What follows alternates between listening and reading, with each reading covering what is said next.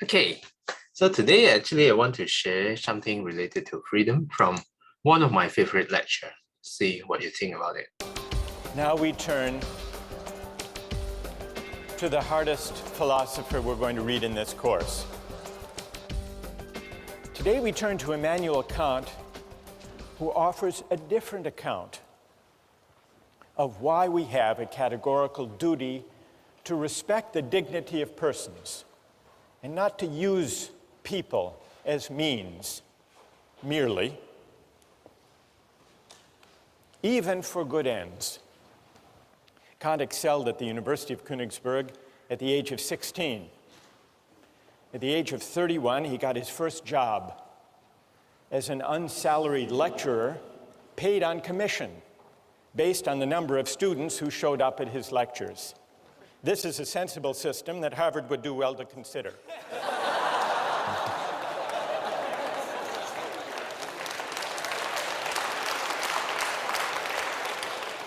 Luckily for Kant, he was a popular lecturer and also an industrious one, and so he eked out a meager living.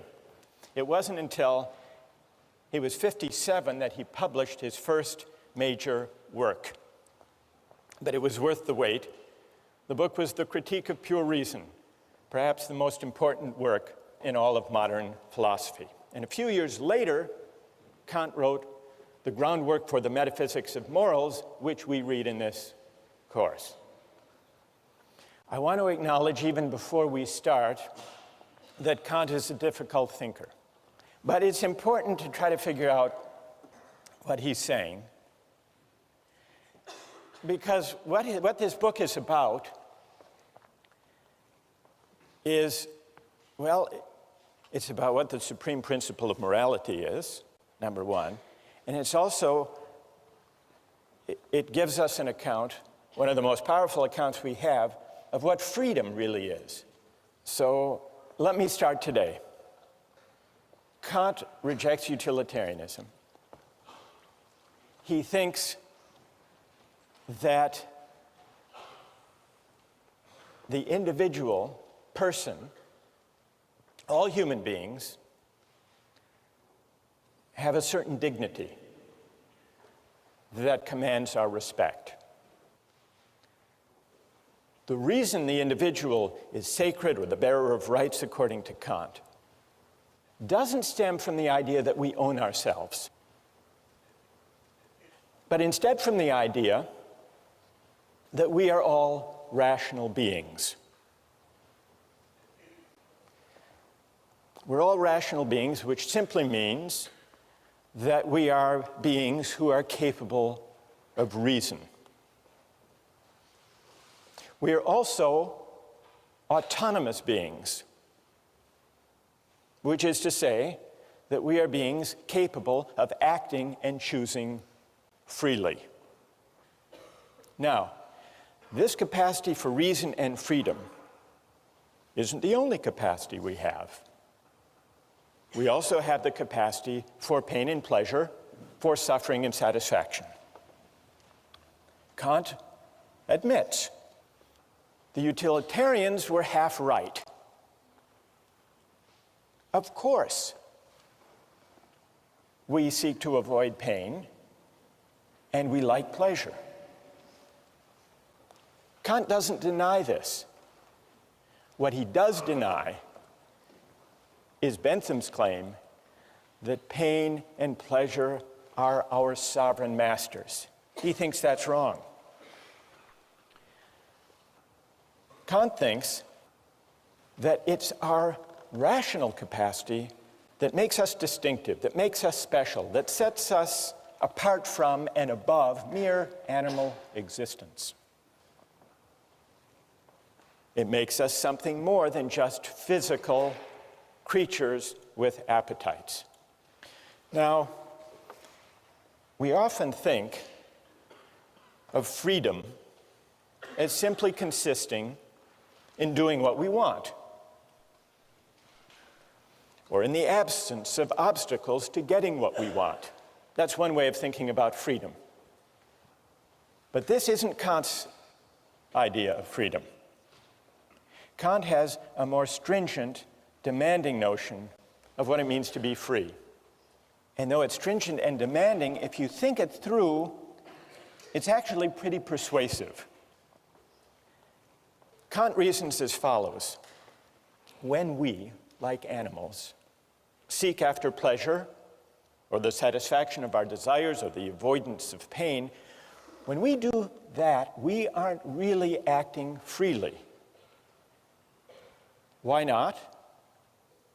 We're really acting as the slaves of those appetites and impulses. I didn't choose this particular hunger or that particular appetite. And so when I act to satisfy it, I'm just acting according to natural necessity. And for Kant, freedom is the opposite of necessity. There was an advertising slogan for the soft drink Sprite a few years ago. The slogan was, "Obey your thirst." There's a Kantian insight buried in that Sprite advertising slogan. That, in a way, is Kant's point.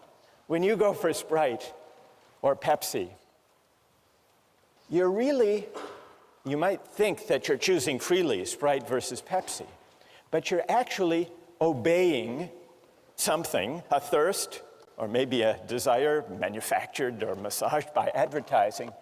You're obeying a prompting that you yourself haven't chosen or created. And here, it's worth noticing Kant's specially demanding idea of freedom. What way of acting, how can my will be determined if not by the promptings of nature or my hunger or my appetite or my desires? Kant's answer, to act freely, is to act autonomously. And to act autonomously is to act according to a law that I give myself, not according to the physical laws of nature or to the laws of cause and effect, which include my desire to eat or to drink or to choose this food in a restaurant over that. Now, what is the opposite? What is the opposite of autonomy? For Kant, he invents a special term to describe the opposite of autonomy. Heteronomy is the opposite of autonomy. When I act heteronomously, I'm acting according to an inclination or a desire that I haven't chosen for myself. So freedom as autonomy is the specially stringent idea that Kant insists on. Now, why is autonomy the opposite of acting heteronomously or according to the dictates of nature? Kant's point is that nature is governed by laws of cause and effect, for example. Suppose you drop a billiard ball. It falls to the ground. We wouldn't say the billiard ball is acting freely. Why not? It's acting according to the law of nature, according to the laws of cause and effect, the law of gravity. And just as he has an unusually demanding and stringent conception of freedom, freedom as autonomy, he also has a demanding conception of morality. To act freely is not to choose the best means to a given end. It's to choose the end itself for its own sake. And that's something that human beings can do and that billiard balls can't. Insofar as we act on inclination or pursue pleasure, we act as means to the realization of ends given outside us. We are instruments rather than authors of the purposes we pursue. That's the heteronymous determination of the will. On the other hand, insofar as we act autonomously, according to a law we give ourselves, we do something for its own sake, as an end in itself. When we act autonomously, we cease to be instruments to purposes given outside us. We become, or we can come to think of ourselves as ends in ourselves. This capacity to act freely, Kant tells us, is what gives human life its special dignity. Respecting human dignity means regarding persons not just as means, but also as ends in themselves. And this Okay, I will stop the clip here. The whole lecture is like almost 1 hour long. Yeah, but this idea of freedom by a famous philosopher, by Kant, more demanding, more stringent definition of freedom, I feel has some parallels to what we have read. So any questions or any comments or questions? Is it a bit too heavy for this? This is so good. Yeah. So this speaker, Professor Michael Sandel, is one of my favorite speakers. I have watched this whole 12 series of the lecture. I feel it's so illuminating.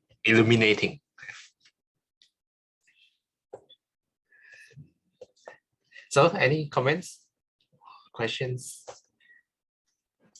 Actually, I realized that some of these philosophers, and I'm not one who would go into many of these deep thinking, but sometimes when I read snippets of here and there, they're actually, they're actually Buddhists long before they realized it. If you go back to the substance of what they are saying.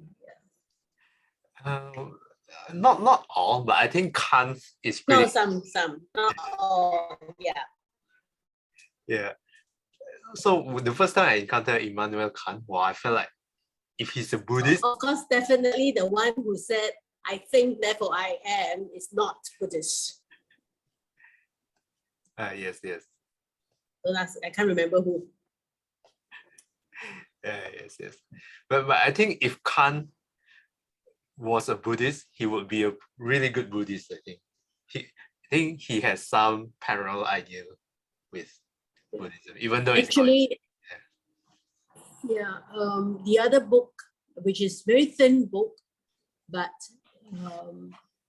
very readable and is available in the National Library, is Man's Search for Meaning. His understanding of suffering is something we can find resonance with. Yeah. Put in a very layman term lah, because he's not Buddhist. Yeah.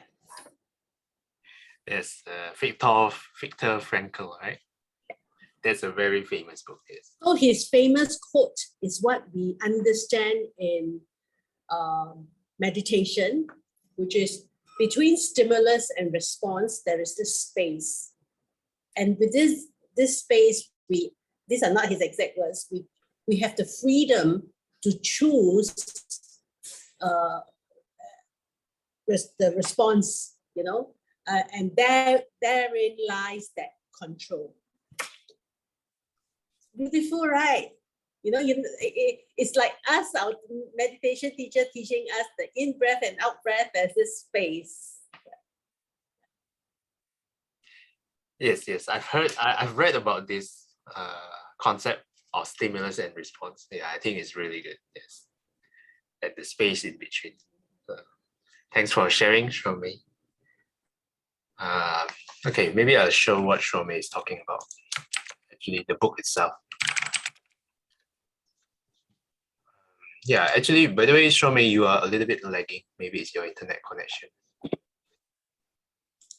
No, my internet is, don't know what's happening lah.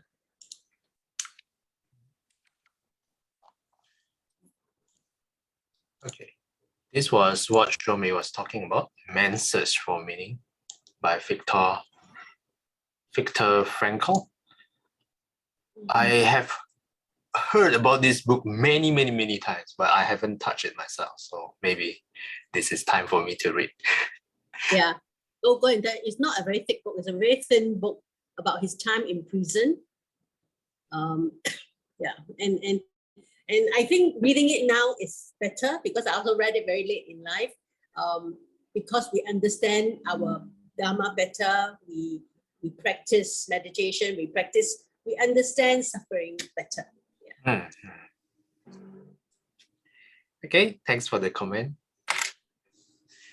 And with regards to the lecture, I also have the book. So the whole lecture is called Justice.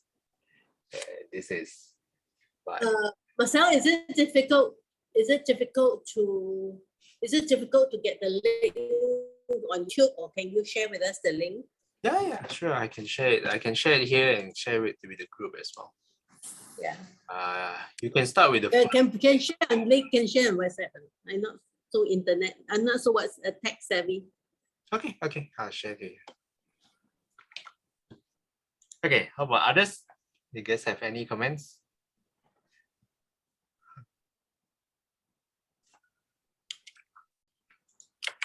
What I like about the example is the example of billiard ball. Yeah, it is quite fascinating. When you draw a billiard ball, the billiard ball just falls. So it's acting according to gravity. But for example, let's say our hand, we can act defying law of gravity, in a way that billiard ball can't.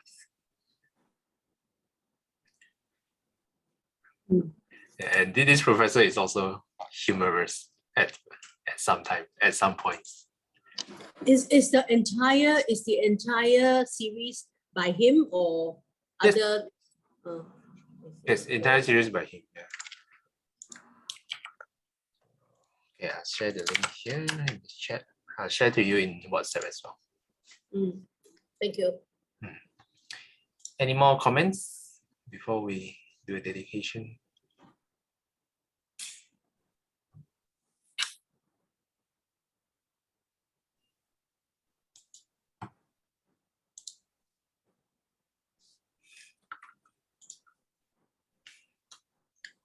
If not, let's do a dedication. 厌消三障诸烦恼，厌得智慧真明了。普愿罪障悉消除，实是常行菩萨道。阿弥陀佛。